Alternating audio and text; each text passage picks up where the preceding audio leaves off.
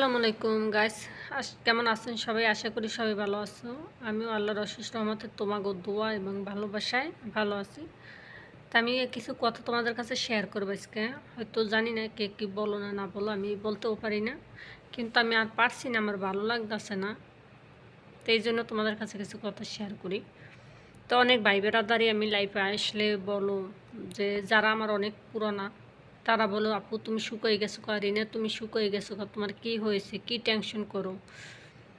তা আমি তো তাদেরকে কিছুই বলি না, বলি যে না ওই রকমের, এমনি আমার শরীরটা হয়তো ভালো না এই জন্য।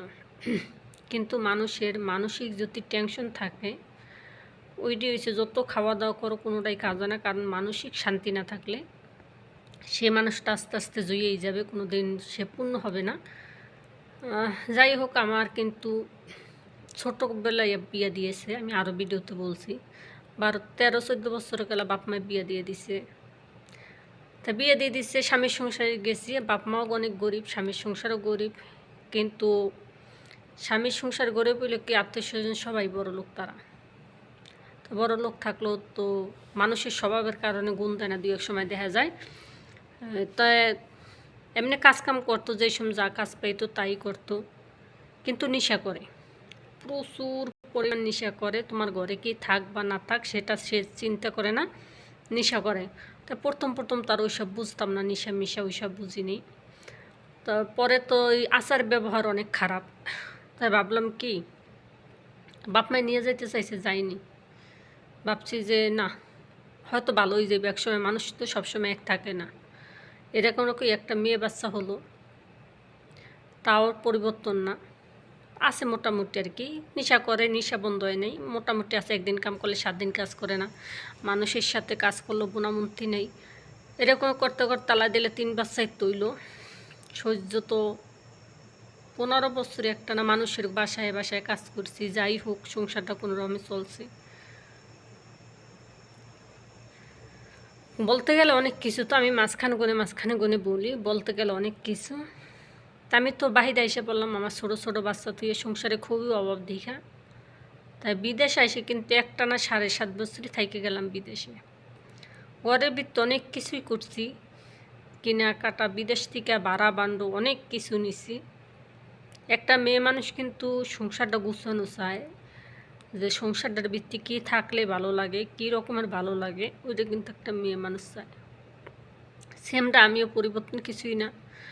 তা আমার শক্তি পরিমাণ আমি ঘরটার ভিত্তি কিন্তু অনেক কিছু করছি, অনেক কষ্টের বিনিময়ে টাকা পয়সা, অনেক টাকা নষ্ট করছে, তারপরও স্বামী ফালাবো এই জন্য। এখন আমি আবার দেশে যাই আমি 3-4 মাস দেশে ছিলাম, কিন্তু আমার সাথে যে আচরণ ব্যবহার যে করছে ওইটা আমি ভিতরে কইয়া এবার বিদেশে তারপর তো মেয়ে বিয়ে দিলাম। আইসি তো অনেক দিন হয় নাই, বেশি দিন হয় নাই। আমার গলার ভিত্তি কী হয়েছে, সরি। তো যাই হোক, আমি কিন্তু মেয়েটা বিয়ে দিতে 4-5 লাখ টাকা লাগছে, তো একটা মেয়ে মানুষের স্যালারি আর কয় টাকা, অল্প টাকা একটু। আমি দেশে যেমন টাকাটা একটু কম দিই, আমি দেনা পেনাটি দিয়ে দিতেছি, সময়ে বিয়ে দিছি সম্পূর্ণই মানুষের ঘরের টাকা দিয়ে। তা আমি এরকম দিলাম। এখন আমার ঘরের মানুষ, আমি যত মালসা বানানিছি সব কিছু পিঠেই ভেঙে লাইছে, আমার সব কিছু ভেঙে ফেলেছে। তারপর আমার কিছু নাই, সোজা কথা। আমার ঘরের ভিতরে আমার মেয়েরা বলছে, ছেলে বলছে, ঘরের ভিতরে আমার কোনো কিছু নাই। আমি টাকা দেই না কা, ও একটা ছেলে মানুষ আর আমি একটা মেয়ে মানুষ, আমি টাকা দেই না করে নেশা করতে। এই জন্য আমার সব কিছু ভেঙে ফেলেছে, কিছু রাখে না আমার ঘরে, যদি আমার কাপড় ফুটা তারি কয় কোপাইয়ে কেটে ফেলেছে। যাই হোক, সব কিছু, আমার বাচ্চারাও ঘরে থাকতে পারে না, শুধু আমি টাকা। এটা এখন পাগল হয়ে গেছে সে। আচ্ছা, মানুষ কি পাগল হয়ে যায় টাকার জন্য? আমি আমি টাকা দেই না দেখে সে পাগল হয়ে গেছে। একটা ছেলে মানুষ, সে ইনকাম করে না, তারে আমি দিমু, হ্যাঁ দিমু, বুঝছি হয় অসুস্থ, আমি দিলাম টাকা, তাই না? টাকাটা দিলে যত নিশা না করে, ঘরের ভিতরে একটা কিছু আনে, তা আনে না।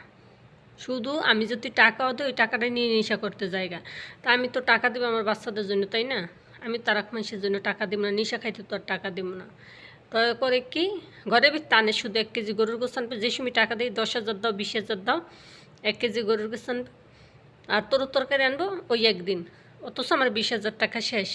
তো এরকম করে দেখে আমি আর টাকা পয়সা দিই না। আর এতদিনও দিছি, এখন আর আমি চিন্তা করছি কোনো টাকা পয়সা দিব না, কারণ ওর সাথে আর আমার কোনো হয়তো কিছু হবে না কোনো দিন। কারণ যেই পুরুষ মানুষ মেয়েদের কাছে টাকা চায়, শুধু টাকা ছাড়া কিছু বোঝে না, টাকা না দিলে কোপাকুপি, ঘর দুয়ার ভাঙ্গাচুরা, তা আমি কি আশা নিয়ে কীভাবে আমি বেঁচে থাকবো? আমি কি বলবো তোমাদের কাছে? বলতে গেলে অনেক কিছু, সে চিন্তা ভাবনায় আমি কিন্তু একবারে মনে হয় আমি কবে জানি স্ট্রিক করবো না মরি, যে আল্লাহ জানে। তা আমি কই, আল্লাহ তুমি আমাকে মানসিকভাবে শান্তি দাও, আমি যে সহ্য করতে পারি, ভালো লাগে না আর কিছু। আমার ওই ছেলেটা যে সময় বলে যে আজকে সারাদিন খাই নেই, সারাদিন খাওয়া আনে নাই, বা ঘরে কেউ থাকতে পারে না, সোজা কথা আমার শাশুড়ি একটু রান্না বাড়া করে, তা বউরাতেও তাও আমার ছেলেটা খাইতে পারে, কিন্তু সেও এখন নাই বর্তমানে, কারণ ওর অত্যাচারে শুধু টাকা টাকা করে। উফ, আজকে আর কথা বলতে পারি না, অনেক খারাপ লাগতেছে আমার। তাই বিস্তারিত আবার কোনো এক সময় বিদিত বলবো। সবাই ভালো থাকবেন, আর আমার জন্য দোয়া করবেন যে আল্লাহ আমাকে সুস্থ রাখে, ভালো রাখে, আর আমার যে এই জায়গার থেকে আল্লাহ হেদাত করে। কারণ একটা মেয়ে মানুষ সংসারের পাগল, তাই আমার এই জায়গার থেকে যে আল্লাহ আমার মুক্তি দেয়, শুধু এই দোয়াটাই করবেন। আমি সবার কাছে দোয়া চাই, আর আল্লাহর কাছে আমি এই জায়গার থেকে যে আমি মুক্তই আসতে পারি, আল্লাহ যে এতটুক আমাকে দেয়, আমি যে বেরিয়ে আইতে পারি।